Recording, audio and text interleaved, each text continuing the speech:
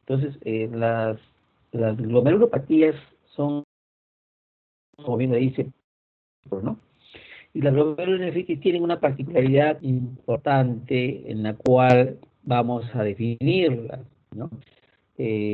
Obviamente las glomerulonefritis agudas comprenden un conjunto de enfermedades renales cuyo mecanismo principal es de tipo inmunológico. Eh, Van a desencadenar todo un proceso inflamatorio y proliferación a nivel del tejido glomerular, resultar en un daño de los componentes de este glomérulo, ya sea la membrana basal, el mesangio o el endotelio capilar, y que posteriormente pueden verse implicadas el resto de estructuras de la nefrona. Entonces, es una primera definición que tenemos ahí. Un concepto importante es que la glomerulonefritis aguda se define también como la aparición repentina de hematuria, proteinuria y cilindros de glóbulos rojos en la orina, ¿no? Entonces, una característica ya de presentación, es una característica, una definición en base a un examen, ¿no? Entonces, ahí es un aspecto que hay que considerar como parte de que presenta un paciente y en el examen clínico que pedimos o solicitamos patología urinaria en cualquiera de los niveles y encontramos cilindros de glóbulos rojos o glóbulos,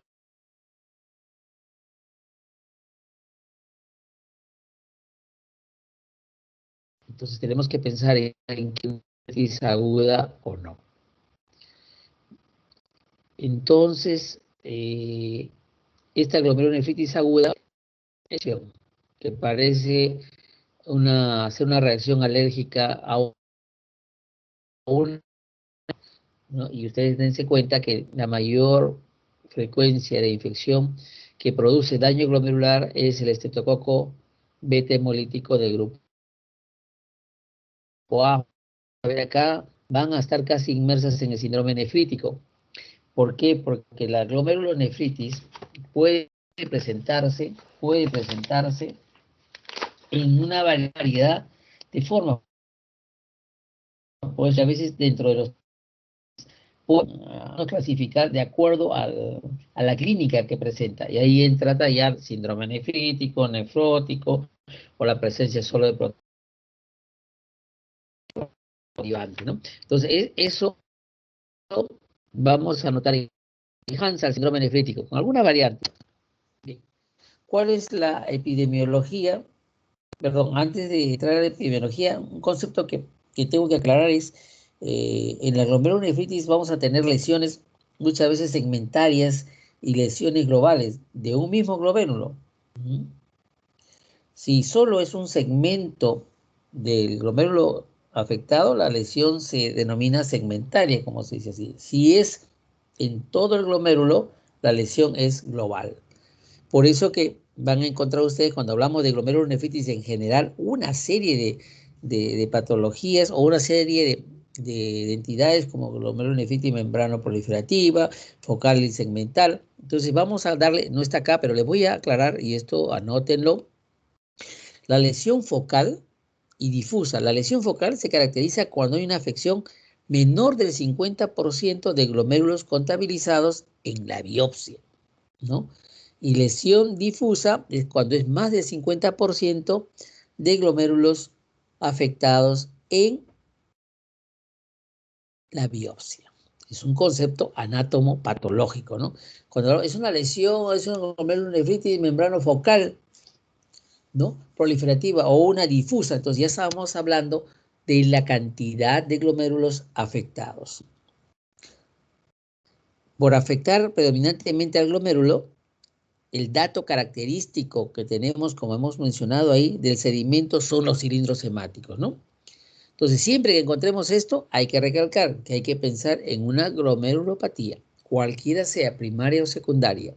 Bien, en la epidemiología, en lo que se refiere a la glomerulonefritis aguda generalmente representa el 10 a 15% de las enfermedades glomerulares y la incidencia que se da máxima es en los niños entre los 5 a 7 años.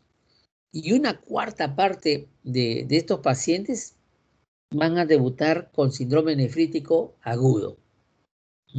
Por eso que cuando hablamos de glomerulonefritis aguda, ya estamos involucrando también a lo que es el síndrome nefrítico, también al síndrome nefrótico. Va a diferenciarse en cuanto a los signos de presentación o las características de cada uno de ellos.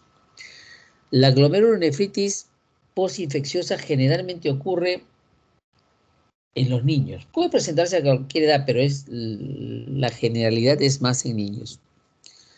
La mayoría de casos ocurren en pacientes entre los 5 años y los 15 años. Y por encima de los 40, generalmente el porcentaje es un 10% de presentación, ¿no? Y hay una afectación predominantemente más en varones, en una proporción de 2 a 1 en relación a la mujer. En relación a la fisiopatología, aquí es importante detallar, déjame ver si puedo poner acá el puntero, cambiar el puntero un ratito. Ya estamos. Ahora sí. Bien, en relación a la fisiopatología es importante considerar algunos aspectos que son claves. Va a haber lo que se denomina depósito en el glomérulo, ¿no? Caracterizado por formación de inmunos complejos, ¿no? Entonces acá vamos a notar ya la histopatología que hay cambios que incluyen la inflamación de los penachos glomerulares, ¿no? Acá están los inmunocomplejos y acá, bueno, no lo vemos, pero los penachos glomerulares se van a inflamar y se infiltran con elementos polimorfonucleares o polimorfonucleocitos, que le llaman, ¿no? Entonces acá, y esto va a condicionar que al examen de inmunofluorescencia veamos estos depósitos de inmunoglobulinas y complemento. El complemento es un elemento importante en las glomerulopatías, ¿no? Entonces acá consideramos la membrana basal, ¿no? La membrana glomerular, ¿no? La membrana, las células endoteliales y este depósito de inmunocomplejos que va a provocar toda una alteración de los elementos propios del glomérulo. Estos cambios van a haber a nivel de estructurales, ¿no? Entonces va a haber, ¿qué cosa va a existir? Va a haber una proliferación de células que va a conducir a un aumento en todo el penacho glomerular. ¿Por qué? Porque aumentan las células endoteliales, las células mesangiales y las células epiteliales. ¿Y dónde está esa proliferación? Se va a dar tanto en lo que es en la parte endocapilar de los glomérulos, como es en la parte extracapilar, que estamos hablando del espacio de Baumann, ¿no? La proliferación en el endocapilar están dentro, obviamente, de los penachos glomerulares, ¿no? Y el otro está a nivel de cápsula de Baumann. Hay también una proliferación marcada, ¿no? De leucocitos, de elementos celulares como leucocitos, ¿no? Y esto está caracterizado dentro del leucocito por neutrófilos y monocitos dentro de esta luz capilar, ¿no? Y esto pues va a aumentar más la proliferación glomerular y va a dar las características del tipo de glomerulonefritis, ¿no? Hay un dato importante en la proliferación extracapilar, ¿no? La proliferación de células lunas, ¿no? Que es una característica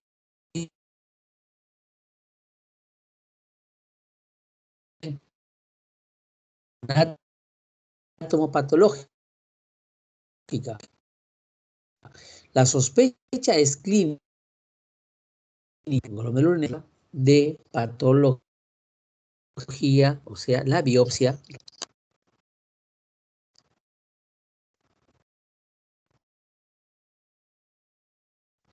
proximal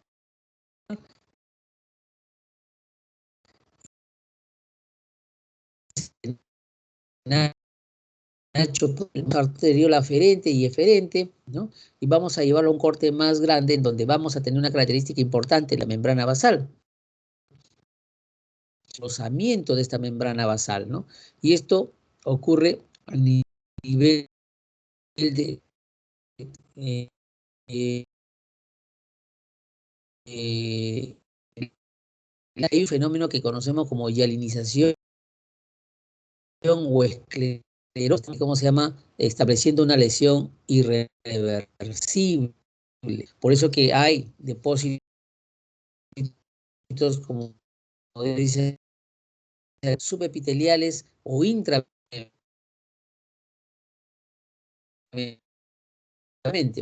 Y esto corresponde a elementos de inmunocomplejos. Esa reacción que sufre o la agresión que sufre el riñón ante este proceso. Y acá, pues, como dije al inicio, estos cambios pueden ser focales, segmentales o globales. Lo que les explicaba al inicio de la característica que sabemos que menos del 50% de glomérulos difuso, más del 50%, y la localización segmental o focal de acuerdo a los hallazgos anatomopatológicos, ¿no? Asimismo, aparte ya de generar los cambios estructurales, vamos a tener cambios funcionales. Y estos cambios funcionales renales van a incluir características que vamos a tener en cuenta para sospechar en el diagnóstico clínico. La presencia de proteinuria, que puede o no estar en rango nefrótico, la hematuria, que es la reducción de la tasa de filtración glomerular, obviamente nos va a dar el estado ya sea de oliguria o anuria en el caso severo, y la presencia en el sedimento de glóbulos rojos o de cilindros de glóbulos rojos. Entonces decía, tenemos esto en un sedimento, hay que pensar en el daño glomerular que puede existir.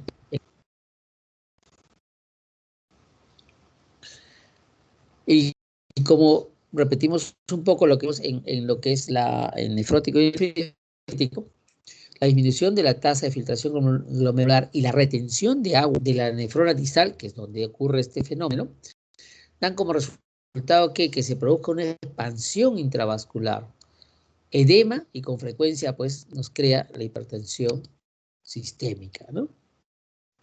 Ahora, ¿cuál es la etiología del síndrome nefrítico? El síndrome nefrítico, los factores causales que van a subyacer a esta patología se dividen, como vimos y recuerdan bien, en grupos infecciosos y no infecciosos, ¿no? La causa infecciosa más común de glomerulonefritis aguda es la que todos conocemos como la postestreptocócica, específicamente la beta-hemolítico del grupo A. Enfermedades renales primarias, enfermedades sistémicas y afecciones a agentes diversos, ¿no? Entonces, ¿ven ustedes la similitud al síndrome? Sí, porque esta es la parte aguda, la enfermedad glomerular aguda, que se puede presentar diferentes situaciones clínicas. Posinfecciosa, recuérdense de nuestras láminas de síndrome citocócica, la no citocócica, la bacteriana que puede causar, habíamos visto, la parte endocarditis infecciosa, sepsis, el virus de la hepatitis B, ¿no? Incluso acá se incluye toxoplasma, papilodismo, enfermedades sistémicas, todas las que conocemos autoinmunes, lupus, vasculitis, la púrpura de Henner-Schönlein, ¿no? Y patologías, pues obviamente como enfermedades primarias, que es la característica de la enfermedad de Berger, que es una nefropatía, no una neuropatía de digitación, una nefropatía caracterizada por inmunoglobulina A. Esto bien característico en poblaciones del Mediterráneo, y dentro de ellas España. Si ustedes leen los libros de Mir, van a encontrar características, una característica de... Si ustedes postulan al MIR, tienen que saber las cosas que se presentan de patología en España. Bien, enfermedades primarias, como ya estamos hablando, de una mesangial, membrana proliferativa, Y otras enfermedades que pueden dar, que es el famoso síndrome Guillain-Barré, la vacuna triple DPT, acuérdense que puede provocar la drepanocitosis como enfermedad hematológica, puede causar o asociarse a una enfermedad de que es componente glomerular.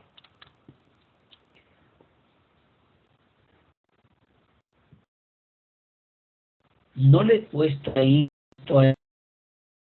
de glomerulonefritis aguda como tal. No, lo que sí hay es una clasificación de glomerulonefritis como tal, ¿no? Glomerulonefritis. Y ahí ustedes van a encontrar una variedad de patologías, ¿no? Entonces, ahí, por ejemplo, lo que va con nosotros, y un punto importante que les recalqué era considerar el complemento, ¿no? Usted sabe que el complemento es un sistema de proteínas, que es efector ¿de qué? De la citolisis inmune, ¿no? Entonces, aunque hay una activación del complemento que se produce en la mayoría de glomerulonefritis, solo en algunos tipos hay un consumo de complemento. Entonces, hablamos que hay un componente o una glomerulonefritis caracterizada por hipocomplementemia, ¿no? Y las enfermedades que cursan, o la glomerulonefritis que cursan con complemento bajo, o sea, hipocomplementemia, que puede estar en relación a lo de la vía clásica, que es C3-C4, ¿no? Y a por la vía alterna, el complemento C3b, obviamente va a darnos una clasificación. Y ahí entran a tallar, pues, los elementos de lo que es la glomerulonefritis postinfecciosa, la glomerulonefritis rápidamente progresiva tipo 2 y la glomerulonefritis mesangiocapilar, ¿no? Esas son características de glomerulonefritis que cursan con complemento bajo. Y hablar de esto de glomerulonefritis es hablar de una infinidad de variantes que se van a dar bajo el diagnóstico de una biopsia principalmente, ¿no? Entonces, si revisamos, y esto creo que lo van a revisar en Medicina 2, vamos a ver, pues, dentro de la glomerulonefritis, ahí entra a tallar desde lesiones de cambios mínimos, la focal segmentaria, la membranosa, la membrana proliferativa, la postestreptocócica, la mesangial IgA, que es característica de enfermedad de Berger. O sea, cada uno tiene una característica, digamos, diagnóstica.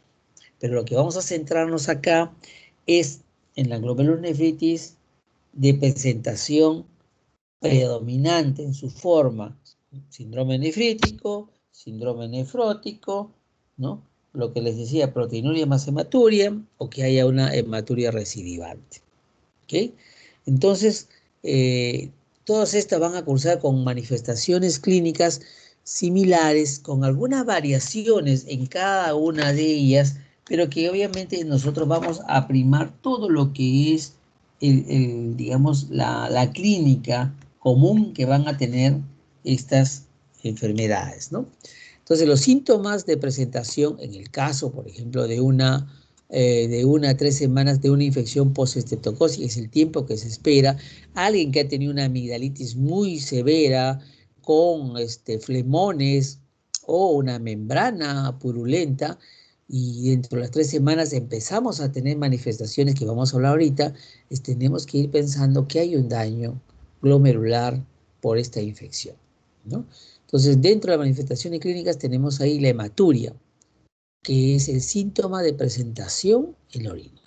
Es el cardinal que nos dice, hay una lesión glomerular. Edema periorbitario o edema de pies, ¿no? Que pueden acompañar o incluso a veces preceder a la hematuria, ¿no? A veces, oye, el niño se está hinchando, ¿qué está pasando? ¿No? La mamá está hinchándose, ¿qué pasa? Y después empieza la hematuria, que puede ser microscópica o macroscópica. Puede haber fiebre, ¿no? Entonces, pero va a disminuir en unos pocos días rápidamente, ¿no? La presentación de hipertensión ocurre casi entre el 60 y 70% de los pacientes, en los primeros 4 o 5 días. Por eso, paciente que tiene edemas, que tiene hipertensión, le hacemos un examen de orina y encontramos hematuria o hay cilindros de glóbulos rojos o glóbulos rojos como tal, ya estamos pensando en la posibilidad diagnóstica de una glomerulonefritis aguda. ¿Qué glomerulonefritis es? Eso nos lo va a dar los pasos siguientes de diagnóstico. La oliguria puede ser el modo de presentación. Obviamente, esto va a estar en relación al daño que exista o al daño que pueda tener el riñón, ¿no? Puede existir oliguria y puede la característica en el examen completo orina tener un peso específico alto e incluso contener albúmina si ya estamos teniendo edemas que están precediendo el cuadro. Y como les decía, glóbulos rojos, cilindros leucocitarios, cilindros, ¿cómo se llama? Básicamente que hacen la sospecha de la patología de daño glomerular. La sobrecarga de fluido, la que hemos visto, el edema periorbitario a nivel pedio, la generación de hipertensión arterial, los signos que pueden ser de congestión pulmonar, ¿no? Entonces, y síntomas que a veces son generales, ¿no? Como son síntomas a nivel cerebral, que es por cefalea, a veces somnolencia, convulsiones y vómitos se presentan en el caso de las emergencias hipertensivas, ¿no? No todos van a cursar con eso. Lo que ustedes ven acá, patología incluso extremadamente severa con una cardiomegalia, ¿no? Que estamos hablando ya de patología cardiovascular como un elemento probablemente secundario. Si pensamos en una infección poscitocócica nos puede causar endocarditis bacteriana, secundariamente patología de insuficiencia cardíaca. ¿Qué exámenes de laboratorio debo considerar para hacer un diagnóstico? Obviamente, el hemograma. Básicamente para ver si estamos frente a un paciente que tiene ya un grado de anemia, ya sea por dilución, que es una de las características, ver si es que hay presencia de leucocitosis, si estamos pensando que es una patología postinfecciosa. Hay que hacer estudios de función renal, hay que buscar los niveles de BUN, de urea creatinina. Si no hay BUN, hay que hacer urea creatinina. La tasa de filtración glomerular hay que precisarla y esto generalmente está disminuida cuando hay daño renal. Los electrolitos es importante, los niveles sobre todo de potasio, ¿no? Que eso es un catión importantísimo y que nos puede dar un indicio si está muy elevado por encima de 5.5, que es el valor rango normal. Por encima estamos hablando de hipercalemia leve, moderada o severa. Severa estamos hablando de una hipercalemia mayor de 7.5, ¿no? En la cual nos dice, oye, es una falla renal, no se está excretando el potasio y podemos tener consecuencias altamente letales, ¿no? En el paciente por una hipercalemia no diagnosticada o mal tratada, ¿no? Entonces, pero es una característica, ¿no? Niveles altos de potasio, esto hay que demostrar con que hay una insuficiencia renal. ¿Puede haber potasio alto? Sí. ¿En qué casos? En pacientes que pueden estar haciendo uso de diuréticos ahorradores de potasio. Ahí estamos hablando de espironolactona, que es uno de los más frecuentemente usados. El amiloride también es otro de los que pueden causar. La velocidad de sedimentación está aumentada, más si estamos frente a una patología de tipo autoinmune, la velocidad de sedimentación está incrementada. Los niveles de complemento, los que les mencioné que es importante saber, la diferenciación de los niveles de complemento sérico bajo y normales va a permitir hacer el diagnóstico diferencial de qué patología puede ser. Es una glomerulonefritis con patología o con complemento bajo que hemos hablado, ¿no? En la cual pues hay reducción C3, C4, de acuerdo a la vía que se va comprometiendo. Pero es una de las características que hay que siempre, cuando tengamos una glomerulopatía, por definir diagnóstico, tenemos que medir niveles de complemento. Bien, El análisis de orina, obviamente, las características macroscópicas y microscópicas son importantes. Una orina oscura, estamos hablando de una orina que puede ser hematúrica, ¿no? La gravedad específica es superior a 1020, hay presencia, y hasta el cansancio se la vamos a repetir, la presencia de glóbulos rojos y cilindros que nos dicen que hay lesión glomerular y la proteinuria que puede estar presente. La prueba de estreptosimas, esto incluye los antígenos estreptocócicos que son sensibles para la detección, ¿no? Pero no son cuantitativos como la DNasa, la streptokinasa o la antiestreptolicina o incluso la hialuronidasa.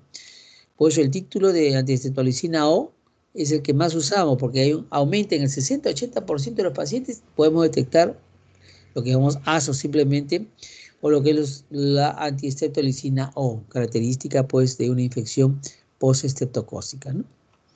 El aumento de estos títulos de la antiestreptolicina A o de estreptosimas va a confirmar una infección reciente. Esa es la característica, ¿no? Ha tenido un cuadro, empieza a tener problemas de edema, hay hematuria, pedimos ASO positivo. Es una infección reciente. Bien, cultivos de sangre y tejidos obviamente no se deben dejar de hacer. El hemocultivo, bueno, en pacientes que están presentando fiebre, en pacientes inmunosuprimidos o que haya uso de drogas intravenosas, hay que hacer básicamente cultivos, ¿no? O que los pacientes que tienen derivaciones permanentes, como son los catéteres Permancat para hemodiálisis o para alguna otra patología, los catéteres transitorios, ya sea a nivel de vena central. Y estos cultivos tienen que obtenerse también no solo de sangre. Si sospechamos en una infección bacteriana, de lesiones de garganta, de piel, en búsqueda pues de esta bacteria tan fastidiosa que es el estreptococo beta hemolítico de grupo A. ¿Qué otros exámenes más hay? Obviamente ya son exámenes mucho más especializados. Tenemos ahí lo que es los niveles de anticuerpos, ¿no? Antiproteasa, los anticuerpos antinucleares, buscando básicamente lo que son patologías sistémicas como el lupus o patología autoinmune propia, anticuerpos anti-DNA nativo, ¿no? Entonces hay que hacer exámenes de imágenes también. ¿Qué exámenes de imágenes debemos hacer? Obviamente, si el paciente nos debuta con una hemoptisis, hay que hacer una radiografía de tórax para descartar que no haya un componente, digamos, secundario. Ustedes saben que hay algunas glomerulopatías o enfermedades anticuerpo o antimembrana basal, como la de Goodpasture, que puede provocar hasta hemoptisis, ¿no? Entonces, una radiografía de tórax es importante y además nos va a permitir ver cómo está el corazón. De repente es un corazón grande, una cardiomegalia, ¿no? Ya vamos a los estudios un poco más avanzados de tomografía para descartar que no haya colecciones. Si estamos sospechando en qué cosa infecciosa, descartar totalmente las colecciones a nivel de colecciones, o sea, abscesos no purulentos a nivel ya sea de tórax, de abdomen, pelvis, ¿no? Hacer una tomografía cerebral, si el cuadro lo amerita, sí, no significa que todo esto lo tengamos que hacer, todo va a depender del paciente, de la signología, de la sospecha clínica que tenga. TAC cerebral, obviamente, si tenemos un paciente con trastorno de sensorio, está debutando con una emergencia hipertensiva, tenemos que hacer una tomografía cerebral para descartar que no hay alguna lesión ya, digamos, estructural que haya provocado esta hipertensión no controlada o esta hipertensión maligna. La ecografía es un arma importante ahora, muy importante, muchas veces considerado, aparte del estetoscopio, como el otro elemento para evaluar pacientes, ¿no? Es en tal punto que nosotros ya estamos haciendo uso de esto y parte de la formación de residentes, de la residencia en nuestro país, todos están haciendo ecografía como parte de su formación. Y yo les cuento, por ejemplo, en Alemania En la especialidad de medicina interna, ellos tienen una rotación exclusiva en ecografía y cuando ya están en segundo o tercer año, tienen una interconsulta, van con su ecógrafo portátil, allá tienen ecógrafo portátil pequeños para ver, si es que hay necesidad de hacer un estudio, hacerlo. Hay un dolor abdominal que no hay una causa, va con su ecografía para ver de qué puede estar tratándose, ¿no? O sea, es un elemento más de ayuda de evaluación del paciente como el estetoscopio, ¿no? Bien, entonces en ecografía nos va a permitir ver, ¿qué nos permite ver? El riñón, esto que ven ustedes acá es el riñón. Nos va a permitir ver el tamaño, está grande, hay hidronefrosis, cómo está la relación córtico-medular, oye, no sé, no hay una diferenciación, entonces ya es una patología crónica, es una insuficiencia, si estamos teniendo insuficiencia renal aguda, reagudizada, ¿no? en una nefropatía crónica, ver si es que hay obstrucción, de repente hay un elemento litiásico a nivel ureteral que está provocando una gran dilatación de esta zona ureteral, ¿no? O de repente hay a nivel de la vejiga o a nivel del trígono, algo que nos esté orientando como causa de alguna alteración renal. La ecocardiografía, obviamente, pido cuando tengo la sospecha de que es una glomerulonefritis post-estetocócica y tengo la presencia de un soplo cardíaco que no lo tenía en el ingreso, tengo que hacer una ecocardiografía, ¿no? Para descartar la complicación de endocarditis bacteriana. La biopsia renal es un elemento importante y como les decía en las clases anteriores y en estas las vuelvo a repetir, se reserva para casos dudosos con un curso temporal atípico o que no se puede identificar una infección previa y sospechamos que hay un componente glomerular de todas maneras, ¿no? Y estamos en una edad no de adolescentes y en edad mayor, entonces con eso vamos a poder definir si es que hay o no hay la sospecha clínica de alguna glomerulonefritis. ¿Cuál de ellas? La biopsia nos lo va a decir. Entonces, esto de acá es clave, lo recalco, la historia clínica. La historia clínica en ustedes es el arma esencial. Por eso les recalcaba a mi grupo que cuando ustedes tengan un caso clínico y estén rotando en nefrología, como es este caso, no piensen que va a ser todo, digamos, nefrológico. Va a haber múltiples comorbilidades que tienen que evaluar para poder llegar a un diagnóstico inicial. Y ese diagnóstico inicial se va a basar en una buena historia clínica, una buena recolección de datos desde la parte anamnésica, con una buena exploración física, ¿no? Entonces acá, antes de decir lo que está en esta diapositiva, tenemos que reconocer antecedentes importantes para ver qué patología, qué comorbilidades tiene el paciente. Ver si ha habido infección, si sospecho una glomerulonefritis, ver si ha habido infección o no ha habido infección previa, 1 o 2 semanas, ¿no?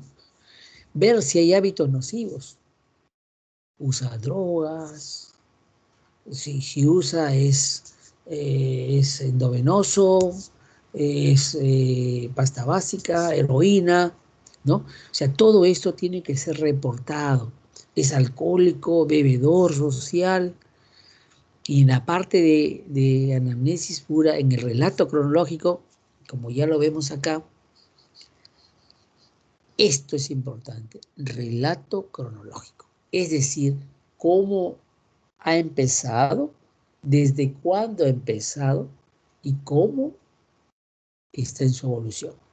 Por eso acá, el inicio, cómo ha sido el inicio, fue de un momento a otro, abrupto, fue agudo, fue poco a poco, qué tiempo empezó el cuadro, Entonces, si estamos sospechando en una infecciosa, hay que ver si hubo faringitis 1 o 2 semanas previa, o hubo una infección dérmica, faríngea, amigdaliana, absceso en algún lugar, ¿no?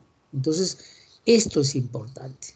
Si el inicio de nefritis entre 1 o 4 días de la infección sigue enfermedad renal persistente, ¿eso qué significa? Tenemos que ver si es que hay enfermedades que pueden condicionar daño renal progresivo y entra un proceso infeccioso, exacerba el daño renal y tenemos una patología glomerular en un riñón ya comprometido, ¿no? Bien, identificar el posible agente etiológico es importante. Esto es donde hay pus, hay que tomar muestra, ¿no? Entonces, esto es importante. La historia clínica, chicos, es lo más importante. Ustedes están empezando la vida médica y esa historia clínica bien desarrollada, completa, es de vital importancia. Cuando presentan síntomas, también tienen que saber ustedes explorar los síntomas, ¿no? Hematuria es una de las características, 30% macroscópica, ¿no? Entonces ustedes tienen que, cuando les pregunten o les dicen, estoy orinando, doctor, oscuro, ¿qué será? ¿Pigmentos biliares? ¿Será sangre? No sabemos. Entonces hay que preguntar al paciente, ¿qué características tiene? ¿Es rojo? ¿Es marrón? ¿No? Entonces, ahí viene la exploración de los síntomas. La oliguria.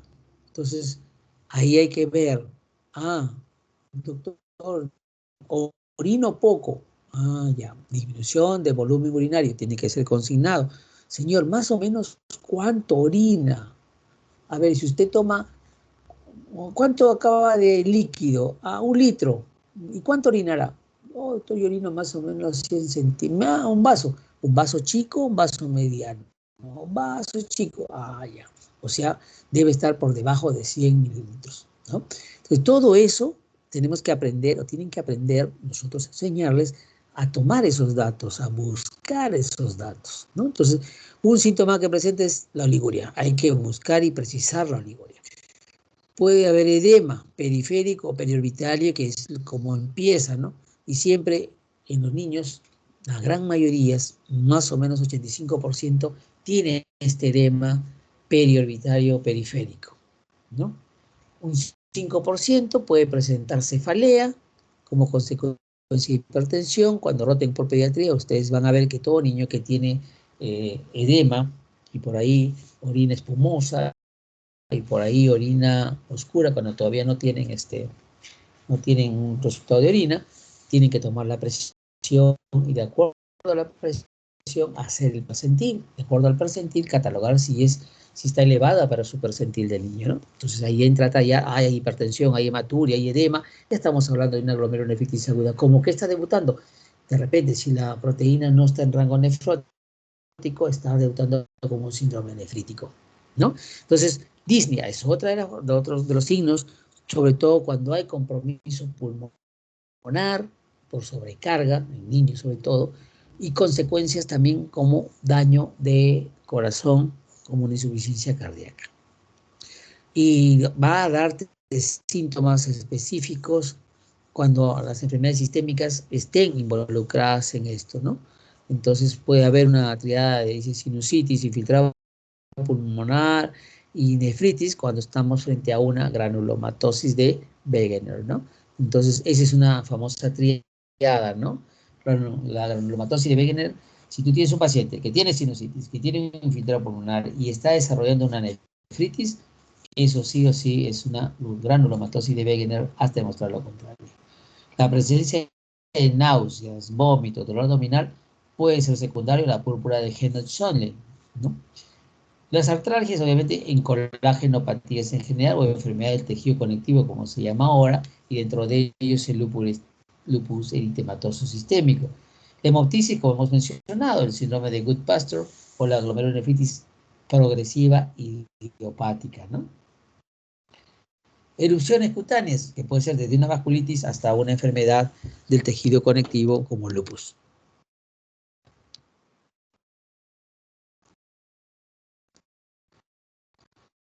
Y en todo lo que debemos hacer, explorar la presencia de edemas periorbitarios, leve, moderado, severo, edemas periféricos, maleolares.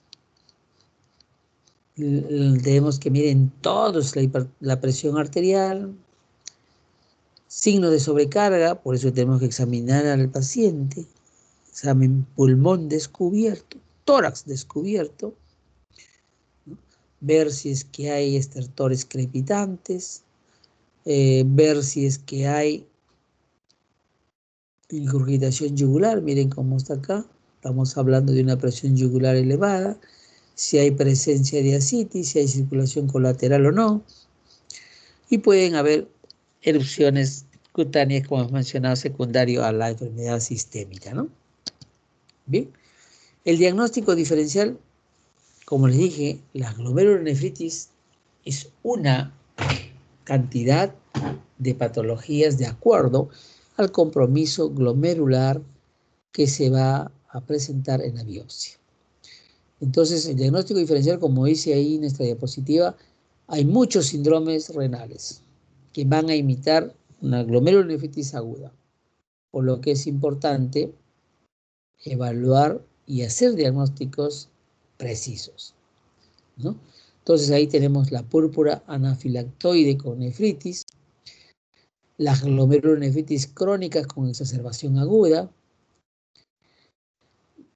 las hematurias con una causa, pues, que tenemos que hacer un diagnóstico diferencial, ¿no? Desde hematuria de origen hematológico, la paroxística, ¿no? La hemoglobinuria paroxística, las nefritis, las nefrosis por inmunoglobulina A. O sea, todo eso tiene que entrar dentro de un diagnóstico diferencial, ¿no? Entonces, ampliamente, todo lo que tenemos que siempre, como les digo, es pensar no solo en un diagnóstico, tengo que pensar en un abanico de posibilidades diagnósticos y de acuerdo a la signología, a la sintomatología, y luego ya con exámenes ir descartando qué patología no es y qué patología me acerco, ¿ok? El tratamiento de la glomerulonefritis aguda es básicamente soporte, dieta, ¿no? Obviamente si hay edemas hay que hacer restricción de sodio, hay que restringir líquidos, ¿no? Si es que hay, ¿cómo se llama? Azoemia, o sea, retención de elementos nitrogenados, hay que restringir proteínas de origen animal, deben ser proteínas de alto valor biológico. La actividad, obviamente, a ese paciente tiene que estar en reposo, ¿no? Hasta que desaparezcan los signos de inflamación glomerular o de congestión circulatoria, ¿no? Entonces, hematuria, hasta que desaparezca la hematuria, ese paciente debe estar en reposo. Y hay que hacer seguimiento a largo plazo. Sí, los estudios a largo plazo aguda muchas veces nos van a permitir ver si va a quedar con secuelas crónicas o no. El tratamiento farmacológico está definido básicamente ¿para qué? Para reducir la gravedad de ellos, no prevenir las complicaciones. Y obviamente, si hay infección, erradicar la infección, ¿no? Ese es el tratamiento farmacológico. Y esto estamos hablando en lo que se refiere, por ejemplo, al uso de antibióticos, ¿no? Básicamente en relación si son estreptocócicas o no, escoger el antibiótico adecuado, no irnos con una bomba, ¿no? A menos que haya una endocarditis bacteriana, ¿no? Entonces, tenemos que siempre precisar la etiología y la posibilidad bacteriana y emplear el antibiótico, y esto tenemos que precisar también, de acuerdo a lo que es un mapa bacteriológico, ¿no? Entonces, que no hay en los países, en los hospitales, ¿no? No hay, de repente en algunos, no sé, pero la mayoría no lo tiene, ¿no? Entonces, si estamos pensando en una postestreptocócica, el estreptococo es penicilino sensible, ¿no? Desde la clásica penicilina benzatínica, ¿no? Es sensible, ¿no? Por eso estos pacientes, incluso si tienen fiebre reumática, les van a aplicar mensualmente, ¿no? Ahora, si es una enfermedad severa, de tipo ya sistémica, los antibióticos van a variar obviamente en relación al tipo, ¿no? Si puedo darle penicilina benzatínica intramuscular cuando el paciente esté estable, en el caso severo, ya tengo que empezar a dar ya medicamentos que van a cubrir eso, desde lo que son la cefalosporina segunda, tercera generación, o quizás, si es que hay complicación mayor a nivel de endocardio, ya pensar en carbapenems, ¿no? O combinación de antibióticos, o penicilina de mucha mayor, digamos, espectro, ¿no? Tenemos ahí lo que es piperacilina, tazobactam, ahora los antibióticos con lo que son los inhibidores de la beta-lactamasa, porque muchas bacterias son productoras de beta-lactamasa, lo que hacen resistencia a los antibióticos habituales. Bien, el segundo punto es diuréticos, y es obviamente cuando el paciente presenta un estado edematoso o cuando hay hipertensión asociada, ¿no? Y ya como les hablé la vez pasada, la furosemida es el diurético diasa más importante para manejar este tipo de pacientes que pueden cursar con edemas e hipertensión para ir disminuyendo lo que es el evento que está presentando, ¿no? La dosis, como comentamos, 2 miligramos por kilo de peso, y luego puede ir dándose de 1 a 2 miligramos cada 6 horas hasta obtener una respuesta óptima, ¿no? En el intramuscular, igual, es 1 miligramo por kilo de peso corporal cada 2 horas. Eso va a depender del estado del paciente, ¿no? ¿Cómo está ese paciente? ¿No? Dosis mayores, obviamente, lo recomendable, más de 6 miligramos por kilo no es útil, porque vamos a llegar a un efecto tóxico. En adultos, obviamente, la dosis puedes darle si tienes un nivel de presión adecuada, de 20 hasta 80 miligramos, y luego ya horariamente entre 20 a 40 miligramos, dependiendo cada 6, cada 8 horas, ¿no? Sin sobrepasar la dosis máxima de 600 miligramos por día. Tratamiento de vasodilatadores, en sí estamos hablando de hipertensión asociada a la glomerulonefritis aguda. Si estamos en una emergencia hipertensiva, el nitroprusiato es el elemento importante, pero con cuidado. El nitroprusiato, cuando hay daño renal, hay que manejarlo con cuidado. ¿Por qué? Porque tenemos como metabolitos el tiocianato, que puede darnos un compromiso de intoxicación severa. Entonces aquí en el paciente renal hay que manejar con calcio antagonistas tipo nifedipino o la hidralazina como elemento vasodilatador para mejorar la hipertensión. Existe ya todo un protocolo de manejo de esta emergencia hipertensiva, porque obviamente pues es importante. No voy a querer bajarlo en 15 minutos porque hago una complicación más severa de tipo neurológico, ¿no? Entonces, esos son los elementos que podemos usar cuando estamos asociados a hipertensión en una glomerulonefritis con esta sintomatología y signología.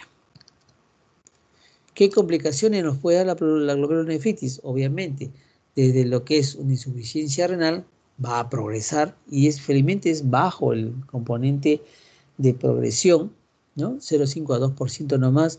La otra complicación, lo que estamos viendo en manejo, edema pulmonar, hipertensión, obviamente la retinopatía hipertensiva, la encefalopatía hipertensiva, la glomerulonefritis puede ser rápidamente progresiva y debuta con una glomerulonefritis aguda de tipo nefrítica. Podemos complicarnos y quedar con una falla renal crónica establecida con tratamiento médico o con terapia de reemplazo renal, que es la diálisis. Puede presentar un síndrome nefrótico como complicación, puede hacerlo, ¿no? Entonces, esas son las complicaciones más frecuentes. El pronóstico, obviamente, la falla renal y la hipertensión pueden resolverse espontáneamente en 1 o 2 semanas, ¿no? Con vigilancia y monitoreo. Igual, la hematuria y proteinuria son las que pueden durar meses, ¿no? Ocasionalmente la microhematuria puede persistir años, es ocasionalmente, ¿no? Entonces, en niños generalmente tienen la ventaja, uno la edad y el órgano que está pues en pleno desarrollo y tienen una curación completa, ¿no? Su mortalidad es bajísima, 1%, ¿no? ocurriendo el 97%, dice, en los países en vía de desarrollo, ¿no? O sea, en vía de desarrollo la mortalidad es baja, ¿no? Entonces, lo más frecuente es que a largo plazo vayan a tener lo que es hipertensión arterial, pero de fácil control, ¿no? Eso es lo que dice la literatura y los estudios que han demostrado, ¿no? En adultos, sí, la mortalidad aumenta más, puede llegar hasta un 30%, ¿no? Y no hay en adultos estudios de seguimiento a largo plazo, pero se sabe por antecedentes en la historia que hasta un tercio puede quedarse o puede desarrollar en el tiempo una enfermedad renal crónica, ¿no? Por eso que es importante el antecedente, que ustedes puedan buscar si ha habido algún episodio de glomerulonefritis o no, o de daño renal o de problema renal en la infancia o en la juventud. Bien, todo lo que quería conversar con ustedes, recalcarle que glomerulonefritis aguda como tal es el enfoque que se ha hecho, pero glomerulonefritis digamos, como una entidad, agrupa, pues, como les expliqué al inicio, todo lo que hemos visto entre síndrome nefrótico y nefrítico, ¿no? Todo está agrupado porque son daños glomerulares. Y cuando hablamos de agudez es porque la lesión está activa. Y generalmente, si esto no es infeccioso, es básicamente por inmunocomplejos. Muy bien, chicos, si hubiese alguna pregunta.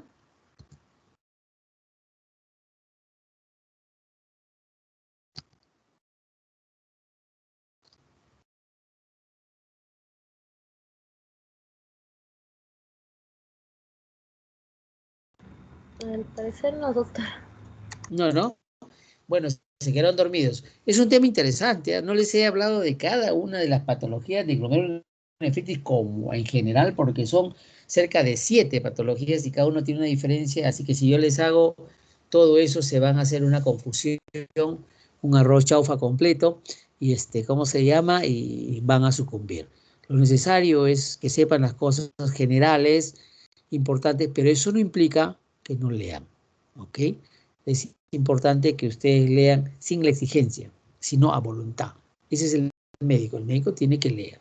Médico que no lea, aunque sea 1 hora diaria, es un médico que se está quedando con los conocimientos de hace varios años, ¿no? Y como decimos, hace 20 años terminé medicina. Ah, no he leído, te estás quedando como hace 20 años. Hace 20 años era diferente, hoy es totalmente un cambio radical. Muy bien, chicos, entonces si no hay preguntas, creo que hemos terminado con ustedes el grupo de clases que tenía. Estudien, por favor, es lo más importante.